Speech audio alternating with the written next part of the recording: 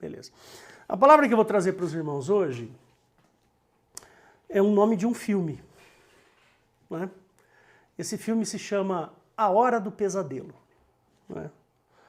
Eu não assisti o filme, eu não faço ideia de como seja esse filme, porém, eu gostei do nome, eu gostei dessa frase, A Hora do Pesadelo, e eu trouxe uma mensagem para vocês sobre essa hora que nós estamos vivendo, que é a hora do pesadelo, porque nós estamos vivendo um grande pesadelo, né?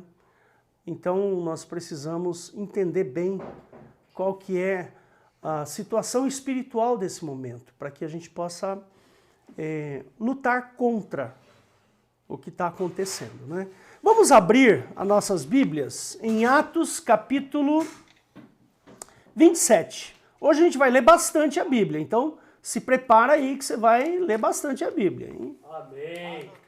Atos 27. Fala, meu querido pastor Valdo, manda a brasa. Me parece que você não está aparecendo na tela aqui. Por quê? Eu não sei se isso está geral ou se está acontecendo só comigo. Não. Eu acho que é coisa do Daniel aqui. E agora? Aí, agora sim. Agora sim. Agora eu tô bonito, né? Agora melhorou. Ah, certo. Irmãos queridos, olha, o que eu vou ler aqui para vocês é um texto sobre uma viagem que Paulo faz para Roma. É o capítulo 27 inteiro, ele trata dessa viagem que ele faz e de um momento muito difícil que eles passam ali naquela viagem. Vou tentar alguns termos desse texto são termos desconhecidos de nós, justamente porque ou é um local, uma região, ou é alguma coisa ligada à navegação, tá certo? Mas não se desespere, eu vou tentar traduzir para vocês o que significa alguns desses termos, né? Então vamos lá, capítulo 27, abriu aí a sua Bíblia? Amém, glória a Deus. Vamos lá, tem alguém entrando aí? Eu sente aí para controlar o... Pode ser melhor. Tá. Só trocar de lugar aqui. Vamos lá.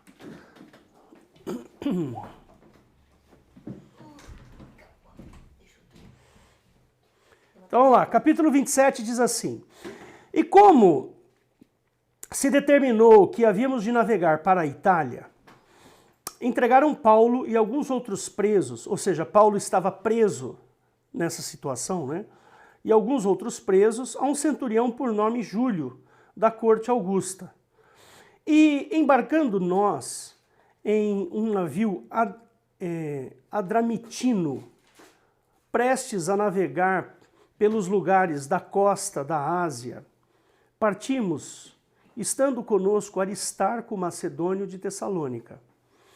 E chegamos no dia seguinte a Sidom, e Júlio, tratando Paulo humanamente, lhe permitiu ir ver os amigos, que se cuidassem dele. E partindo dali, fomos navegando abaixo de Chipre, porque os ventos eram contrários. E tendo atravessado o mar, ao longo da Cilícia e da Panfilha, chegamos a Mirra, na Lícia. Isso tudo, irmãos, acontece ali perto da Grécia, naquela região um pouquinho abaixo da Grécia, no mar Mediterrâneo, tá? Então depois, se vocês quiserem, peguem na Bíblia de vocês, lá no finalzinho tem um mapinha, e todos esses nomes e lugares estão lá nesse mapinha. Então, dá uma olhadinha lá se você quiser. E achando ali o centurião um navio de Alexandria que navegava para a Itália, nos fez embarcar nele. E como muitos dias navegamos vagarosamente, havendo chegado apenas defronte a Quinido, não nos permitindo o vento ir mais adiante. Navegamos abaixo de Creta, junto a Salmone. E costeando-a, dificilmente chegamos a um lugar chamado Bons Portos, perto do qual estava a cidade de Lazéia. E passando muito tempo, e sendo já perigosa a navegação, pois também o jejum já tinha passado, Paulo os admoestava, dizendo-lhes: Senhores, vejo que a navegação há de ser incômoda e com muito dano, não só para o navio e a carga, mas também para as nossas vidas. Mas o centurião cria mais no piloto e no mestre do que no que dizia Paulo.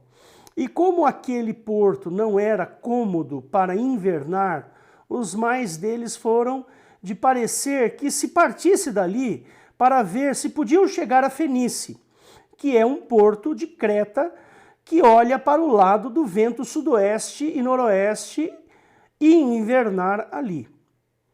E soprando o sul brandamente, lhes pareceu terem já o que desejavam e, fazendo-se de vela, foram de muito perto costeando Creta.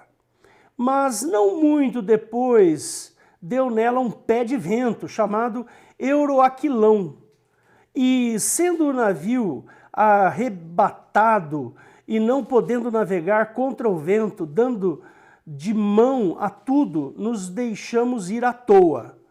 E correndo abaixo de uma pequena ilha chamada Clauda, apenas pudemos ganhar o batel. Batel é um barco salva-vidas.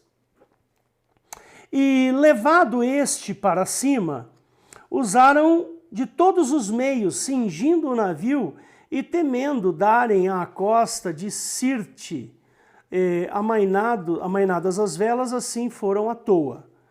E andando nós, agitados por uma veemente tempestade, no dia seguinte aliviaram o navio. E ao terceiro dia, nós mesmos, com as nossas próprias mãos, lançamos ao mar a armação do navio. E não aparecendo, havia já muitos dias, nem sol nem estrelas, e caindo sobre nós uma não pequena tempestade, fugiu-nos toda a esperança de nos salvarmos. Dá para vocês imaginarem a encrenca que os caras se meteram aqui? A encrenca que eles estão? Uma tempestade, eles tiveram que aliviar o navio, jogaram as coisas para o lado de fora, tiveram que fazer um monte de coisa, eles já deviam estar muito cansados, né? E havendo já muito, verso 21, né? E havendo já muito que não se comia, então Paulo, pondo-se em pé no meio deles, disse: fora, na verdade, razoável aos senhores ter me ouvido a mim, e não partir de Creta, e assim evitariam este incômodo e esta perda. Mas agora vos admoesto a que tenhais bom ânimo, porque não se perderá a vida de nenhum de vós, mas somente o navio, porque esta mesma noite o anjo de Deus, de quem eu sou e a quem sirvo, esteve comigo dizendo: Paulo, não temas, importa que sejas apresentado a César, e eis que Deus te deu todos quantos navegam contigo. Portanto, ó senhores, tende bom ânimo, porque creio em Deus que há de acontecer assim, como a mim me foi dito. E, contudo, necessário irmos dar numa ilha. E quando chegou a 14ª noite, ou seja, quase 2 semanas, né? 2 semanas naquela situação, sendo impedidos de um e outro lado do mar Adriático, lá pela meia-noite suspeitaram os marinheiros que estavam próximos de alguma terra. E lançando o prumo, acharam 20 braças. Lançar o prumo é medir o fundo do mar, tá, irmãos? Então eles viram que tinham 20 braças. E passando um pouco mais adiante, tornaram a lançar o prumo e acharam 15 braças. Ou seja, o fundo do mar estava subindo. Significa que eles estavam chegando perto de alguma terra. E temendo ir dar em alguns lugares rochosos, lançaram da popa 4 âncoras, desejando que viesse o dia. Ou seja, eles ficaram com muito medo de continuar à noite, navegando à noite, e bater em alguma rocha e destruir todo o barco que eles estavam. Aí então eles lançaram 4 âncoras para ficarem ali naquele lugar e esperar o dia amanhecer, né? Desejando que viesse o dia. No verso 30. Procurando, porém, os marinheiros fugir do navio e tendo já deitado o batel no mar. O que significa isso? Deitado o batel no mar. O batel é um barco, um bote salva-vidas, como se fosse um bote, uma canoa salva-vidas. Então ele está dizendo aqui, procurando, porém, os marinheiros fugir do navio, ou seja, o pessoal estava querendo dar o pé lá dali daquela situação, e tendo deitado o batel no mar, as âncoras pela proa, disse Paulo ao centurião e aos soldados, se estes não ficarem no navio, não podereis salvar-vos. Então os soldados cortaram os cabos do batel e o deixaram cair. E, entretanto, que o dia vinha, Paulo exortava a todos a que comessem alguma coisa, dizendo, hoje é já hoje o 14º dia que esperais e permaneceis sem comer, não havendo provado nada. Portanto, exorto-vos a que comais alguma coisa, pois é para a vossa saúde, porque nenhum cabelo cairá da cabeça de qualquer de vós. E havendo dito isto, tomando o pão, deu graças a Deus e na presença de todos, e partindo-o começou a comer. E tendo já todos bom ânimo, puseram-se também a comer, e eram ao todo no navio 276 almas. E os refeitos com a comida, aliviaram o navio lançando o trigo ao mar. E quando já dia, não conheceram a terra, enxergaram, porém, uma enseada que tinha praia, e consultaram-se sobre se deveria encalhar nela o navio. E, levantando as âncoras, deixaram-no ir ao mar, largando também as amarras do leme, e, alcançando a vela maior ao vento, dirigiram-se para a praia. Dando, porém, num lugar de 2 mares, encalharam ali o navio, e fixa a proa ficou imóvel, mas a popa abria-se com a força das ondas. Então a ideia dos soldados foi que matassem os presos, para que nenhum fugisse, escapando a nado. Mas o centurião, querendo salvar Paulo, lhe estorvou este intento. Mandou que os que pudessem nadar se lançassem primeiro ao mar e se salvassem em terra, e os demais, uns em tábuas e outros em coisas do navio. Assim aconteceu que todos chegaram à terra a salvo.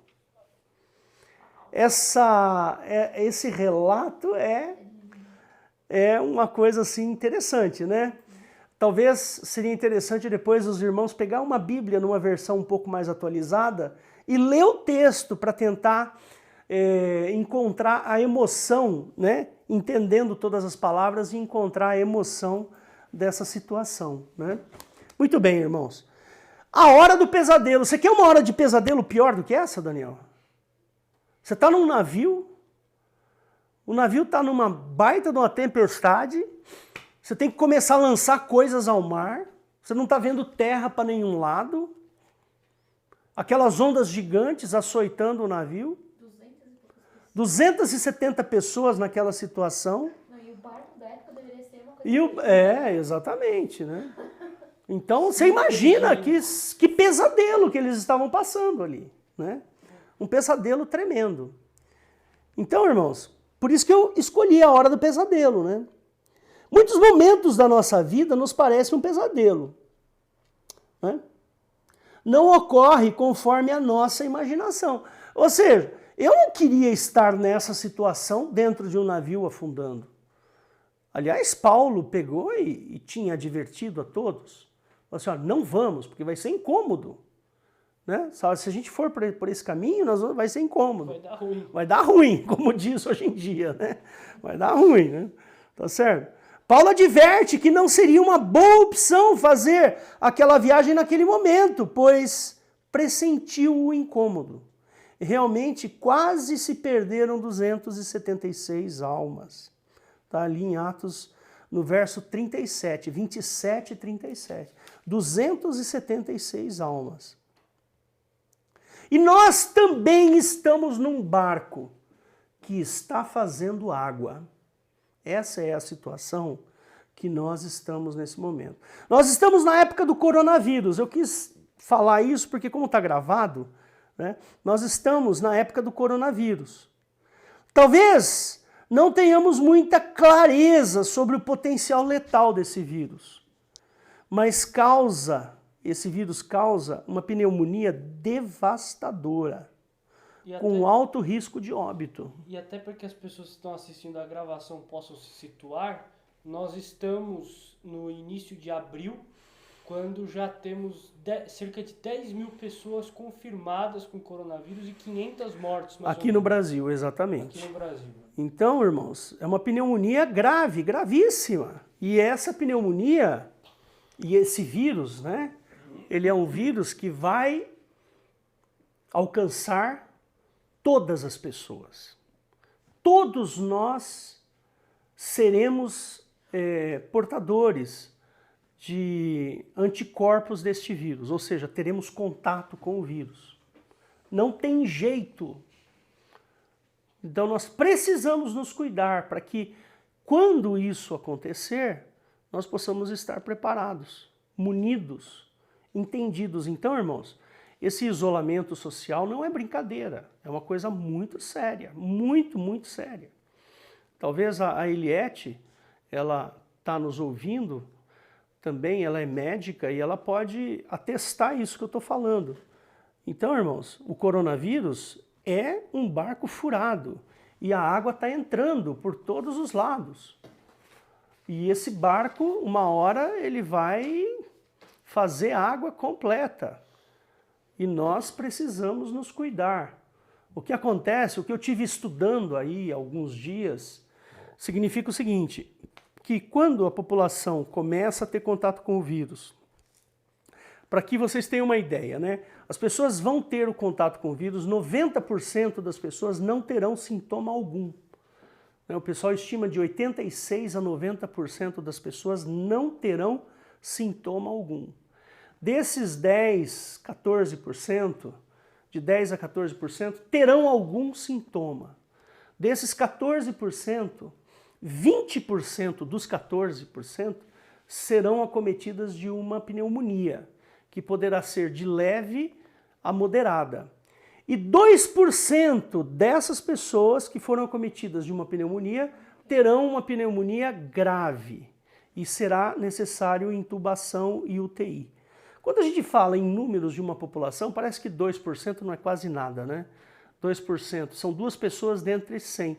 Mas se você tem 200 milhões de pessoas numa população e você pegar 2% de 200 milhões, dá 40 mil pessoas, né? E 40 mil pessoas a gente não põe em qualquer lugar. Não dá, não existe leito para 40 mil pessoas, não existe hospital para 40 mil pessoas ao mesmo tempo num hospital. Então, o bom é que quando este vírus ele já estiver em toda a população naturalmente levanta uma barreira imunológica. Então as pessoas que têm o vírus acabam não levando o vírus adiante por causa da sua imunização natural, né? Então isso funciona a partir de 50% da população infectada, pelo que eu li, né? Eliette, se você puder me corrigir, fica à vontade, viu, Eliette?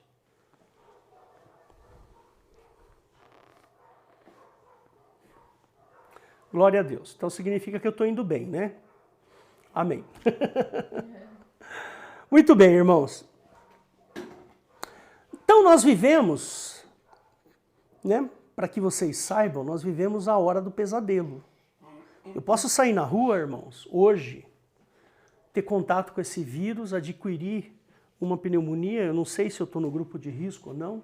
Eu teoricamente não estou no grupo de risco, porque eu tenho 57 anos. Eu não tenho nenhuma comorbidade, meu coração anda bem, não tenho pressão alta, não tenho diabetes e assim por diante. Ou seja, eu não faço parte do grupo de risco, não tenho comorbidades. Comorbidades seriam doenças associadas, doenças pré-existentes. Como eu não tenho, então pode ser que eu tenha apenas uma gripezinha, como disse o Bolsonaro, ou pode ser que eu tenha nada, não tenha nada, simplesmente meu organismo reaja e eu tenha imunização natural, ou pode ser que eu tenha uma pneumonia. E se eu não souber de alguma comorbidade que eu tenha, vamos supor, de repente eu tenho uma comorbidade, eu tenho alguma coisa que não foi diagnosticado ainda, eu não sei. Vamos imaginar assim, eu tenho um problema no rim, algum problema no rim e não sei que eu tenho um problema no rim. Percebe?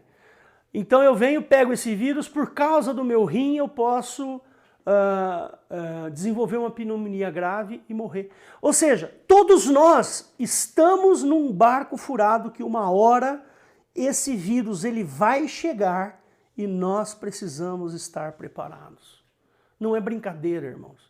Os médicos, os sanitaristas, os imunologistas, eles dizem que nós temos que cuidar das pessoas mais velhas que estão no grupo de risco. Então, por exemplo, no caso da minha sogra tem 84 anos. Então nós isolamos completamente a nossa sogra, a minha sogra, a mãe da Rosana. Então ela não recebe ninguém, ela está orientada a não receber ninguém em casa. A Rosana, quando vai lá, ela fica distante, bem distante, não entra lá na casa. Ou seja, para evitar que a dona Eva, que nós amamos tanto, ela tenha contato com esse vírus. A gente sabe que a dona Eva tem uma saúde de ferro. Eu tenho a impressão que se ela tiver contato com esse vírus não vai acontecer nada. Nós queremos arriscar de jeito nenhum. Então nós estamos num barco, não sabemos se resistiríamos a uma pneumonia dessa magnitude. Então é melhor ficarmos em casa para que nós não corramos esse risco.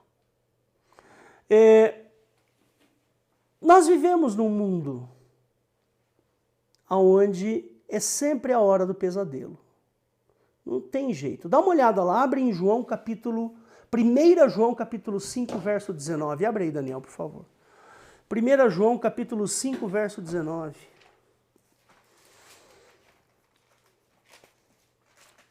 O mundo vive num pesadelo. Leia. Sabemos que todos somos de Deus e que o mundo jaz no maligno. Ou seja, o mundo repousa no maligno. Desculpa. E que todo o mundo jaz no maligno. Todo o mundo jaz, repousa. Jazer significa repousar, deitar-se sobre. Imagina que o mundo fosse uma pessoa, tá certo? E essa pessoa está deitada numa cama de pregos. Dá para você imaginar uma cama de pregos enferrujados? Essa pessoa está deitada ali. É isso que essa é a figura que o escritor aqui nos passa. O mundo jaz no maligno. O diabo está ao nosso redor, rugindo e buscando alguém para comer, para tragar. Abre lá, 1 Pedro 5,8.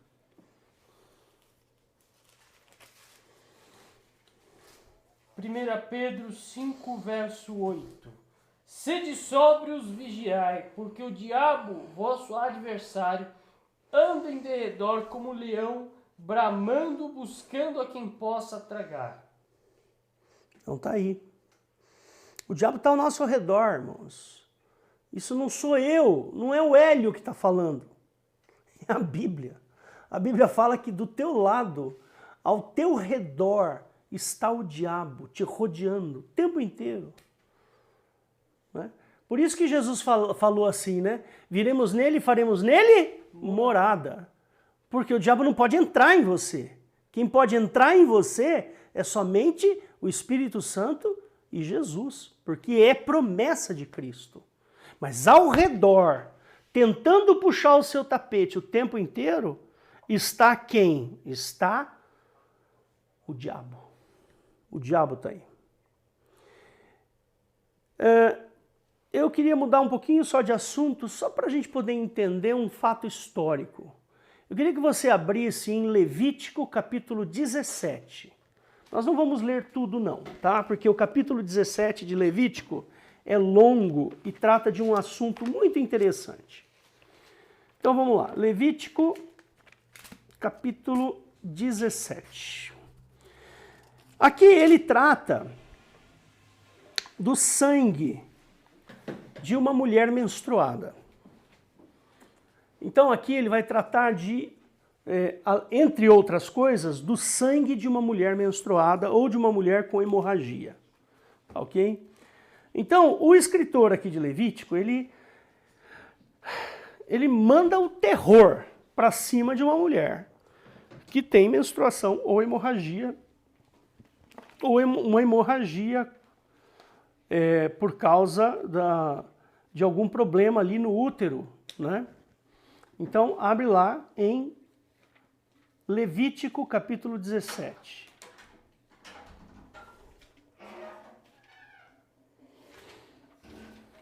Quer que eu leia? Não.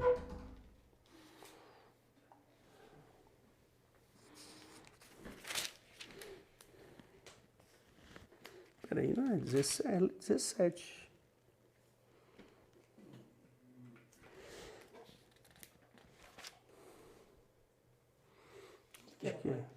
Fala sobre... É o 15? Será que é o 15? Eu pus 17, mas é o 15, exatamente. Preciso mudar aqui na minha anotação. Né? Lá no 15 ele fala assim, olha, para você ter uma ideia de como é uma mulher ou uma pessoa que tem algum tipo de hemorragia de alguma forma, né? Então ele fala assim, capítulo 15, eu vou ler e vou pulando alguns versículos, tá, irmãos? Só para a gente poder ter uma ideia. Verso 2, falai aos filhos de Israel e dizei, qualquer homem que tiver fluxo de sangue será imundo por causa do seu fluxo. Esta, pois, será a sua imundícia por causa do seu fluxo. Se a sua carne vaza e o seu fluxo, ou se a sua carne estanca o seu fluxo, esta é a sua imundícia. Lá na frente, ele começa a falar das mulheres. Você quer ver qual é o versículo?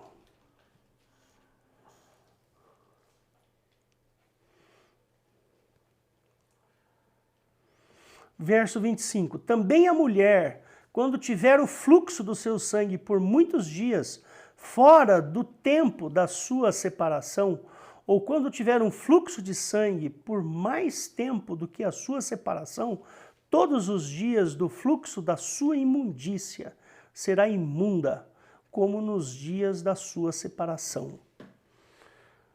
Depois, irmãos, vocês leem o capítulo 15 todinho, para você ter uma ideia de como é tratado essa questão do fluxo de sangue.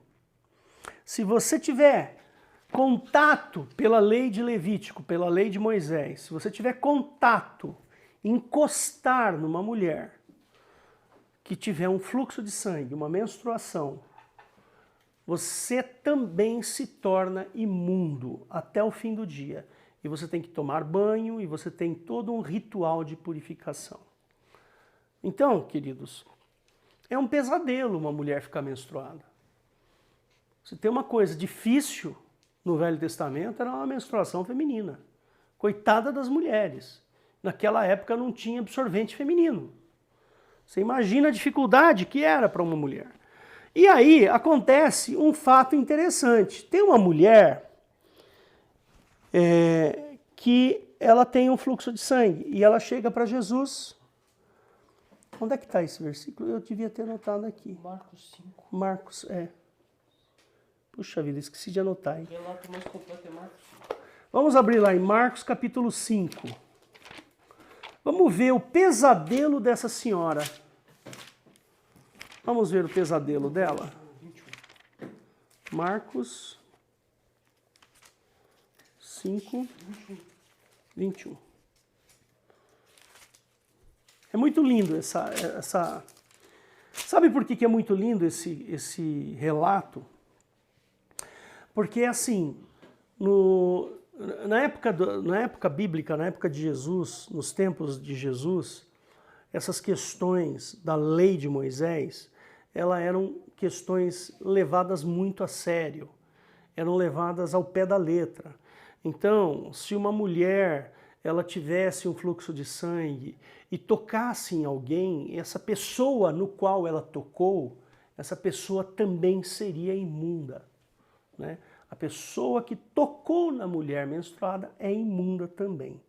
Então, a situação desta mulher, quando chega próxima de Jesus, você tem que entender pelo texto que ela está na hora do pesadelo dela. Ela está numa desgraça completa. Ela está numa situação tenebrosa. Por quê? Porque a lei judaica não permite que ela se aproxime das pessoas. Se alguém soubesse que ela estivesse nessa situação, naquele momento que a gente vai ler aqui agora, se alguém soubesse, ela seria possivelmente até pedrejada. Ou ela seria arrancada dali, levada para longe. Por quê? Porque ela está imunda. Então vamos ler lá, capítulo 5, verso 21. E passando Jesus outra vez num barco do outro lado, ajuntou-se a ele uma grande multidão, e ele estava junto do mar. E eis que chegou um dos principais da sinagoga, por nome Jairo, e vendo-o prostrou-se aos seus pés, e rogava-lhe muito, dizendo, minha filha está morta. Não, não é aí. Continua. Minha filha está à morte. Rogo-te que venhas e lhe imponhas as mãos para que sare e viva. E foi com ele e seguia uma grande multidão que o apertava. E certa mulher que havia 12 anos tinha um fluxo de sangue, ou seja, enquadra-se naquela situação de imundícia, que havia padecido muito com muitos médicos e despendido tudo quanto tinha, nada lhe aproveitando isso, antes indo a pior. Ouvindo falar de Jesus, veio por detrás, sorrateiramente sou eu que coloco aqui. Ela veio sorrateiramente por detrás, né?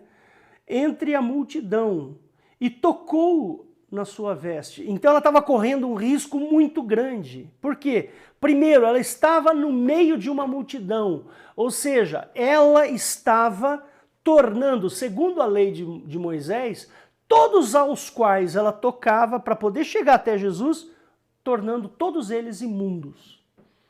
E se ela, naquele momento, se as pessoas soubessem que ela estava ali, ela estaria em maus lençóis, ela estaria em uma situação complicadíssima.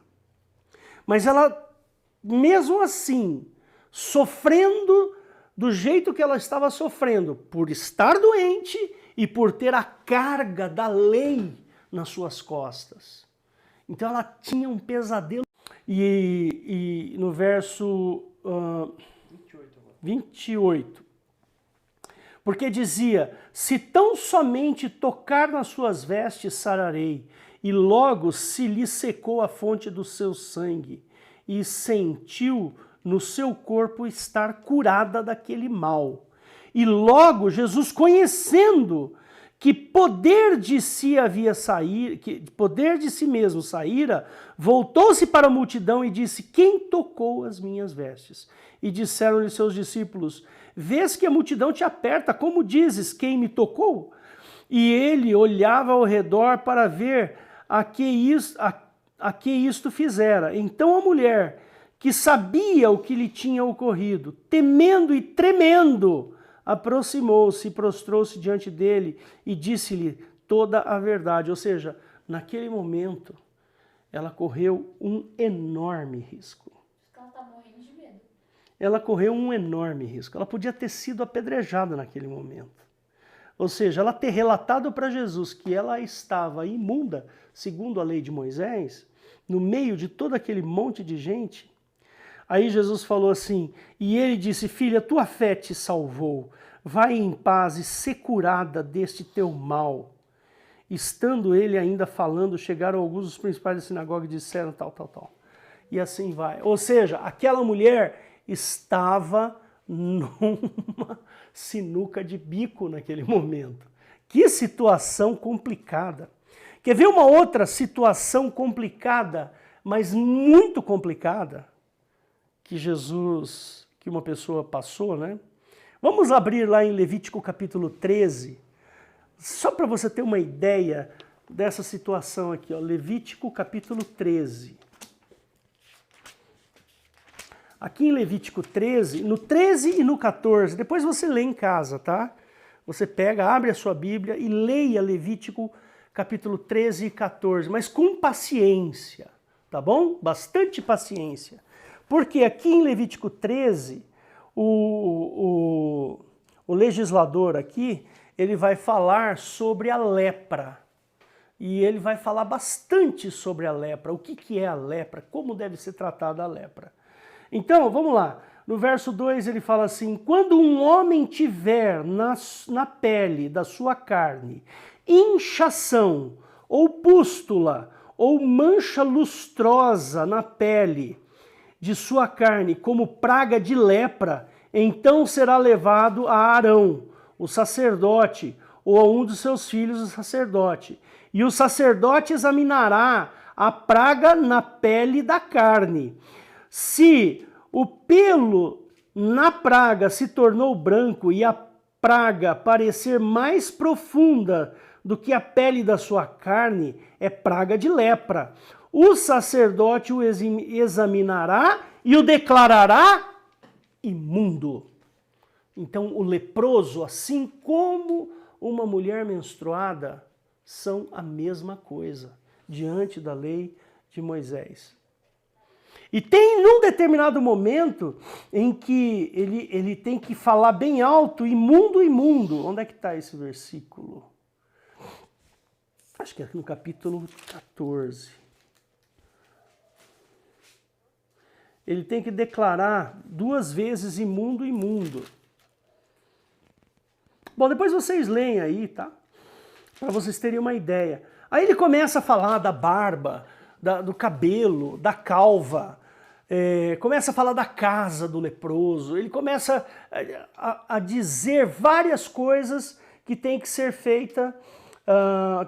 feitas por causa de um leproso. É no 45. É no 45? Olha lá, abre lá no verso 45, capítulo 13, né, verso 45, e diz assim: também as vestes do leproso em quem está a praga serão rasgadas e a sua cabeça será descoberta e cobrirá o lábio superior e chamará imundo, imundo. Ou seja, o pobre do coitado que foi infectado por uma bactéria, eu acho que é uma bactéria, se não me falha a memória, uma bactéria pegou a lepra, que hoje a gente não usa mais a palavra lepra, a gente usa hanseníase, justamente porque a palavra lepra é uma palavra que foi desgastada ao longo... Pejorativo.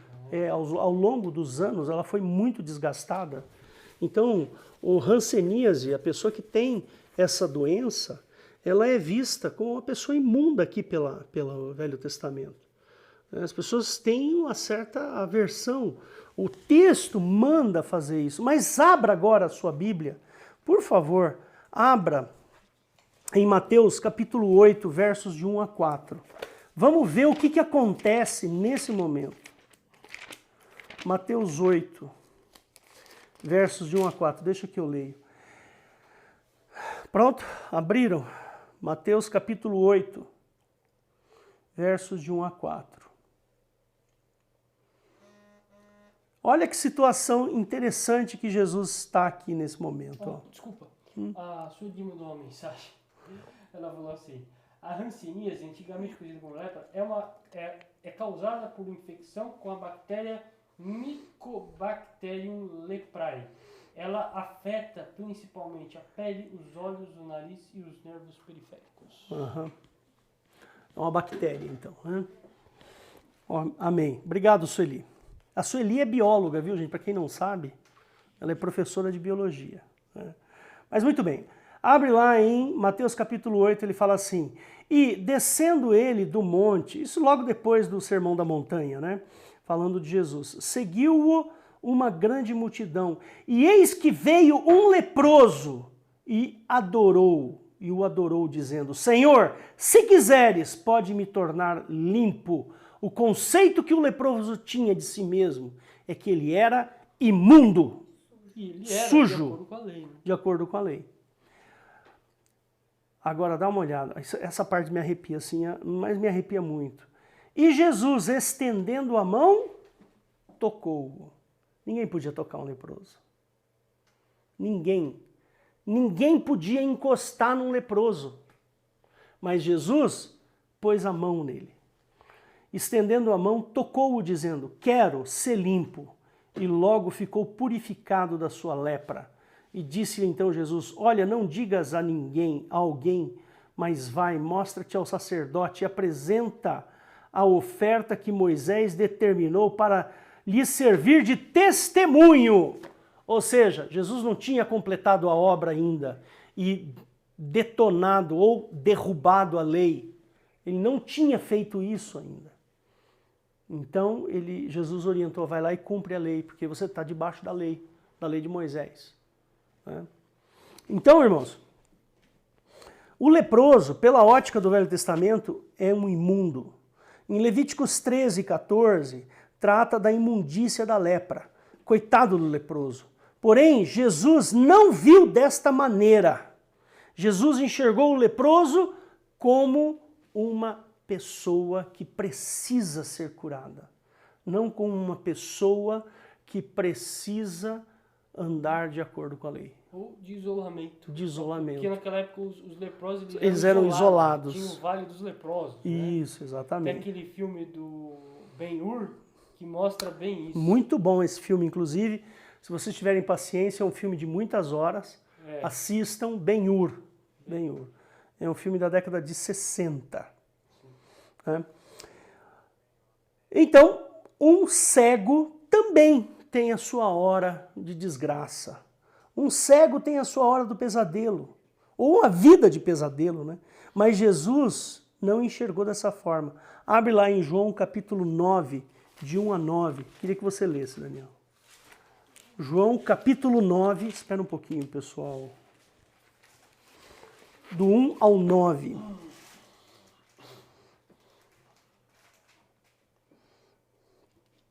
Amém. João 9, verso 1.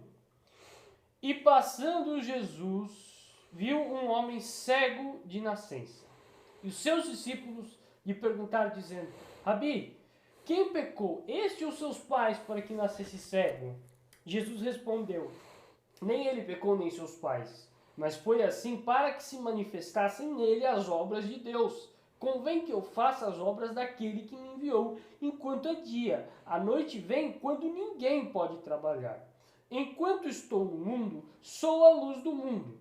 Tendo dito isto, cuspiu na terra e com a saliva fez lodo e untou com o lodo os olhos do cego. E disse-lhe: vai, lava-te no tanque de Siloé, que significa o enviado.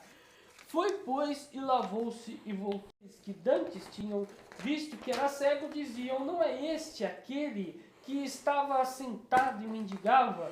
Uns diziam: é este, e outros: parece-se com ele. Ele dizia: sou eu. Diziam-lhe, pois: como se te abriram os olhos? Ele respondeu e disse: o homem chamado Jesus fez lodo e untou os meus olhos e disse-me: vai ao tanque de Siloé e lava-te. Então eu fui, lavei-me e vi. É até aqui? Até o 9. Até o 9, então eu já passei. Beleza. Amém. Então tá aí. Jesus ele não estava preocupado com a cegueira do sujeito, nem um pouco. Por quê? Porque ele falou assim: não, eu vou curar ele para que se manifeste, né, o poder daquele que me enviou. Né? E, irmãos, chegou a nossa hora de pesadelo, o coronavírus e o confinamento. Essa é a nossa hora de pesadelo. E nós temos em Jesus a nossa esperança. Eu estava conversando com a Rosana hoje e ontem, não me lembro se hoje ou ontem, mas estávamos conversando sobre essa questão da contaminação. Todos nós seremos contaminados. Dá para você imaginar isso? Eu não queria que ninguém fosse contaminado, mas a história e os pesquisadores assim dizem. Todos nós seremos contaminados por este vírus. Não existe a possibilidade de não sermos. Uma hora nós vamos ter contato com este vírus. E este vírus ele vai poder evoluir ou não em nós. É isso que eu estou querendo dizer para vocês. Vai chegar um determinado momento que esse vírus vai entrar no meu organismo, vai entrar no seu organismo. Não tem como não acontecer isso. Agora, nós precisamos ter consciência, entendimento. Nós precisamos ter entendimento de que o nosso Senhor Jesus Cristo é aquele que mantém a nossa vida. Mais do que nunca, nós devemos ter fé. Nós precisamos crer em Jesus.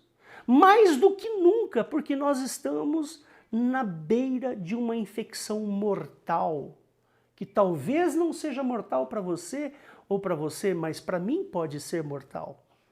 Nós não sabemos para quem essa infecção será mortal.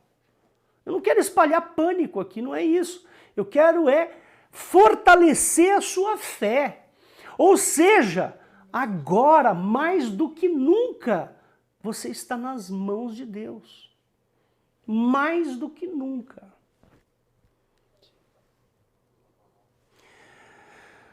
Se tivermos fé, a nossa esperança está em Cristo, aquele que acalma a tempestade. O mundo nos apresenta uma ciência que nos põe à prova da nossa fé. É isso que eu quero dizer para você. Chegou um momento na nossa vida. Irmãos, eu nunca pensei na minha vida. Eu tenho 57 anos e eu tenho pelo menos uns 30 anos que eu sou pastor. Talvez um pouco menos do que 30. Mas eu vou dizer uma coisa para vocês, irmãos. Nunca, eu jamais pensei que eu fosse pregar isso um dia. Mas a ciência, ela está aí para provar a minha fé. Agora é o momento. Nós estamos vivendo um momento único. Não sei se teremos outro momento como esse. Agora é o momento de você crer em Jesus. Agora é o momento de você basear a sua vida em Cristo. O mundo nos apresenta uma ciência que nos põe à prova da nossa fé. O vírus, a lepra, as hemorragias, as cegueiras, todas estas desgraças são colocadas sob o foco de um microscópio. Todas elas. Todas são estudadas, todas são testadas e são apresentadas inúmeras curas. Eu, Hélio, sou cientista e não estou aqui desmerecendo a ciência, não. Eu sou cientista porque eu fiz ciência no Instituto de Pesquisa. Para quem não me conhece aí na internet, eu sou físico e tenho mestrado em física nuclear. Eu não estou desmerecendo a ciência, mas a fé, ela tem uma relevância maior do que a ciência. Agora eu quero fazer uma pergunta para você. Será que a ciência irá criar uma salvação de almas, assim como Cristo salvou as nossas almas ao subir na cruz? De maneira nenhuma. A ciência vai fazer isso? Não estou desmerecendo a ciência. Eu acho que a ciência é importante. Nós vamos ter remédios, nós vamos ter vacinas, nós vamos ter antivirais, vão ter antibióticos e assim vai. Eu estava vendo um vídeo de uma médica falando sobre a forma como um médico deve encarar essa questão da doença, quais são os tratamentos, quais são os remédios. Aliás, foi a Eliette que me mandou um vídeo muito interessante, teve muita coisa que eu não entendi ali, viu, Eliette? Mas eu confesso a você que eu vou pesquisar e eu quero entender o que aquela mulher falou por completo. Mas a ciência não vai criar um jeito de salvar almas. Não existe essa possibilidade. Sabe por quê? Porque só um pode salvar almas. E esse um se chama Jesus Cristo. Nossa fé, ela está posta na mesa. Ou cremos na obra de Cristo, ou sucumbimos ao sabor da ciência. Muito se avançou na ciência desde o século XVI até agora. Muitas coisas foram descobertas. Muitas coisas foram criadas. Remédios, máquinas. Tantas coisas. Eu estudei tudo isso, irmãos. Na parte da física, quanta coisa se descobriu. O século de ouro da física foi o século XX. Onde apareceu Albert Einstein e propôs uma maluquice, que na época era maluquice, mas passaram-se alguns anos e descobriram, puxa vida, esse cara estava certo. É o século de ouro da física, é o século XX. Marie Curie descobriu um monte de coisas com radioatividade. Outros, o próprio Max Planck, que definiu que a luz ela era uma forma de energia discreta e não contínua. E assim por diante, tem tantas coisas na física que foram descobertas no século XX. Mas, irmãos, nenhuma dessas nos leva a Jesus. Nenhuma dessas é capaz de salvar sua alma. Nenhuma dessas descobertas é possível fazer algo para o homem podre, corrupto, desgraçado que nós somos. O homem não mudou nada. Ele continua o mesmo, podre, com os pensamentos impuros, as mentiras, homicídios, depravações, etc, etc. O mesmo que há 5.000, 10.000 anos atrás. O homem não mudou o seu âmago. Ele continua igual. Por isso que a obra de Cristo, ela é atemporal. Abre lá, Hebreus 13, verso 8. Abre para mim, Daniel. A obra de Cristo, ela não é temporal, ela não está presa ao tempo. Portanto, esta obra não está presa à ciência. Hebreus 13, 8. 13, 8. Jesus Cristo é o mesmo ontem, hoje e eternamente. Está aí. A obra de Cristo, ela é para todo ser humano. Todo. João capítulo 1, verso 12. João, eu abri primeiro a João, desculpe. João capítulo 1, verso 12. Mas a todos quantos o receberam, deu-lhes o poder de serem feitos filhos de Deus. Ou seja, a obra de Cristo é atemporal e é para todos os homens. E é para qualquer situação. Em qualquer situação. Efésios capítulo 2, versos 2 e 3. Você vai ver um Cristo que serve para qualquer situação. Efésios 2, 2 e 3. Em que noutro tempo andaste segundo o curso deste mundo, segundo o príncipe das potestades do ar, do espírito que agora opera nos filhos da desobediência, entre os quais todos nós também antes andávamos nos desejos da nossa carne, fazendo a vontade da carne e dos pensamentos, e éramos por natureza filhos da ira, como os outros também. Ou seja, a obra de Cristo é para essa turma aí. É para qualquer um, em qualquer situação, em qualquer época. Para qualquer enfermidade. Jesus Cristo cura. Nós precisamos ter fé. Se não a tivermos, será impossível se achegar a Deus. Nós precisamos crer no Filho. O Filho veio em carne. É assim que nós vamos atravessar esta pandemia. É assim que nós vamos atravessar esta hora de pesadelo. Com fé. Porque a ciência não pode garantir a minha vida. A ciência não pode garantir o que vai acontecer comigo no momento em que eu adquirir o vírus. Dá para entender, Daniel? Não tem garantias, mas a fé me garante a minha vida com Jesus. Agora, a fé, ela tem que ser genuína. Não pode ser para obter benefício. Ou porque você tem medo de ir para o inferno. Não é essa fé. Não, eu tenho fé em Cristo porque eu não quero ir para o inferno. Eu tenho fé em Cristo porque eu vou receber uma graça, uma bênção, vou ser curado. Não. Tem que ser genuína. Tem que ser uma fé de amor. Amor a Cristo. Por causa do esforço que Cristo teve lá na cruz. Jesus, para ele ir para a cruz, ele teve que se esforçar muito. Ele teve que sofrer muito para chegar na cruz. E a sua fé tem que crescer por causa desse esforço de Cristo. Por causa da obra de Cristo. O mundo opera vendavais na nossa vida. O mundo opera horas de pesadelo na nossa vida. Mas o mundo continua no maligno. Ele não vai sair do maligno. Esse vírus, ele não vai sumir de uma hora para outra. Não pense você que ele vai sumir. Não vai. Não vai ser só esse vírus, serão outros. Talvez piores. Talvez a gente não viva para ver alguma coisa pior.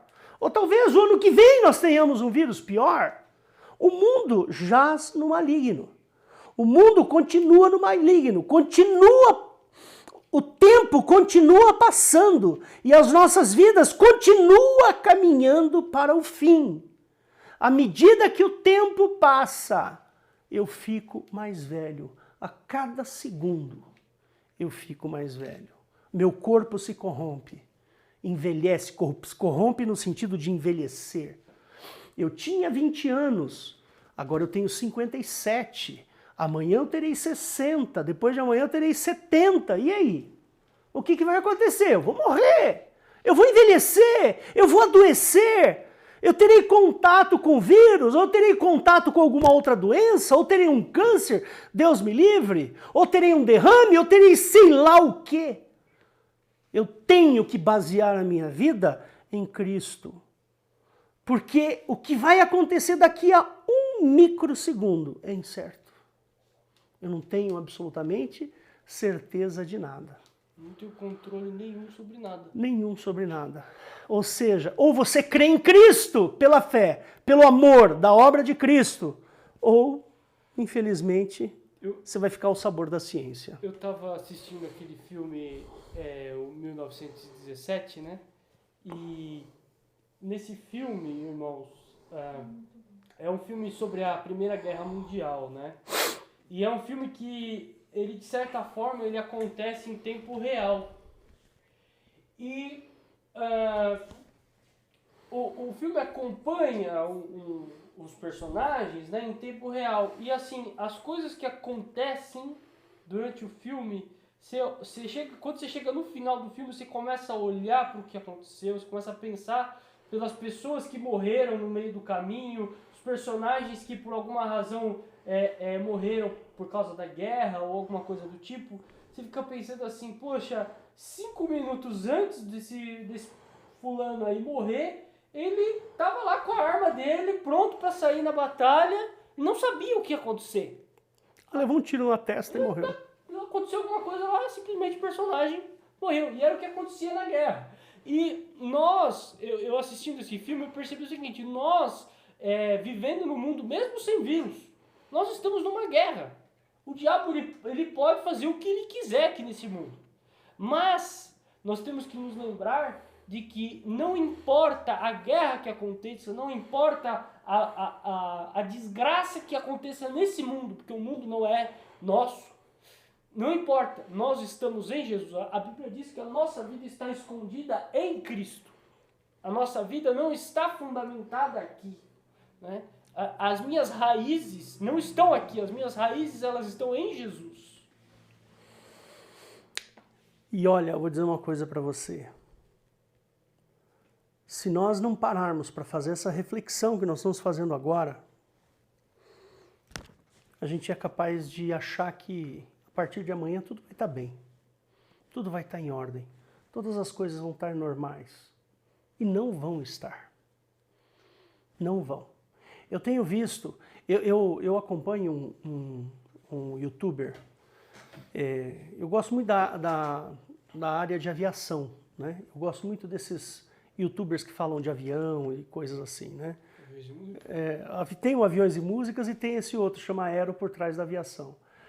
E esse rapaz, ele faz uma análise do que está acontecendo com a indústria da aviação neste ano. E ele faz uma análise muito bacana, muito boa, né?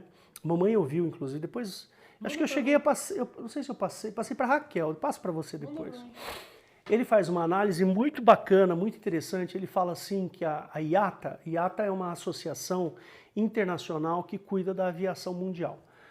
Ela fez uma previsão de que este ano a aviação terá um prejuízo, presta bem atenção, de 252 bilhões de dólares. É o PIB de alguns países. 252 bilhões de dólares vai ser o prejuízo que a indústria da aviação vai perder este ano no mundo. E não tem recuperação. Ele falou assim que as coisas não se recuperarão em menos de 18 meses. Né? As coisas... Ele dá umas dicas interessantes. Ele fala assim, olha, se você quer viajar, programar alguma viagem, faça isso agora. Agora é o momento de você comprar uma viagem. Para daqui a um ano. Só que se para daqui a um ano. Exatamente. Aí você tá na roça. Esse é o problema, né? Mas é muito interessante. É muito interessante o que ele fala. Depois vocês procurem lá no YouTube, vocês vão ver lá. Tem dois canais que eu gosto muito, viu, gente? É esse Aero por trás da aviação e o Aviões e Músicas. É muito bacana, são bons YouTubers. Né? Vocês procurem lá. Mas, irmãos, para encerrar o que eu estou falando aqui para vocês, para terminar, se nós nos convertermos dos nossos caminhos infrutíferos, e se nós fizermos isso, nós teremos uma herança. Nós seremos herdeiros e co-herdeiros com Cristo. E no último dia, sabe o que vai acontecer? Jesus vai separar os bodes das ovelhas para a direita e para a esquerda. E nós seremos separados para o lado direito. Amém? Então, irmãos, não ponha a sua fé na ciência. Confia. Temos que confiar na ciência no sentido de que a ciência ela é importante para o desenvolvimento humano. Nós não vamos jogar a ciência na lata do lixo, mas ela não tem a capacidade de salvação. Ela não salva. Não adianta. A Rosana estava me contando, esses dias teve um neurologista muito importante dos Estados Unidos que veio, inclusive, fazer uma cirurgia de separação de duas crianças que nasceram grudadas uma na outra. Ele veio, fez a cirurgia foi um sucesso, as crianças foram separadas. Mas esse senhor, esse médico importante, morreu essa semana por causa do coronavírus. Ou seja, uma pessoa que é capaz de abrir o seu cérebro, Daniel, ele é capaz de abrir a sua cabeça, mexer nos seus neurônios, sem matar você, costurar tudo de novo, mexer dentro da sua cabeça, dentro do seu coração, dentro do seu pescoço, da onde você quiser, ele não é capaz de se salvar do coronavírus. Amém? Amém. Acho que a Eliette quer falar alguma coisa. Não. Amém, irmãos. Então era essa palavra que eu tinha para vocês. E a partir de agora o Daniel vai assumir aqui para poder fazer a ceia, a ministração da ceia. Glória a Deus. Deus te abençoe, meu irmão.